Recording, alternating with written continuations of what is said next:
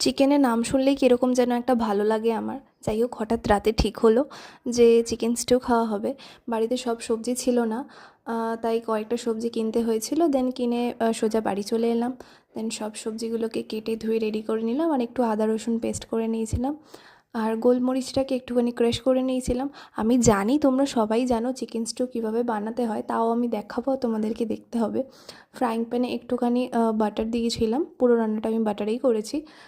দেন ওটাকে একটুখানি মেল্ট হতে দিয়ে তারপর আমি গোলমরিচ আর কিছু গরম মশলা দিয়ে দিয়েছিলাম। তারপর আমি আদা রসুনের পেস্টটা দিয়ে সবজিগুলো দিয়ে দিয়েছিলাম, পেঁয়াজটা আগে দিয়েছিলাম। দেন সবজিগুলো কিছুক্ষণ কুক হওয়ার পর আমি চিকেনগুলো অ্যাড করেছিলাম। চিকেনটা অ্যাড করার পর বেশ কিছুক্ষণ কালারটা চেঞ্জ হতে দিয়ে আমি পনিরের কিউব কয়েকটা অ্যাড করেছিলাম। দেন আমি অনেকটা গরম জল দিয়ে দিয়েছিলাম যাতে সবজিগুলো ভালোভাবে সেদ্ধ হয়ে যায়। আর লাস্টে নামানোর আগে আরও একটু বাটার আর গোলমরিচ দিয়ে নামিয়েছিলাম, আর এটা আমরা রুটির সঙ্গে সার্ভ করেছিলাম। খেতে খুব ভালো হয়ে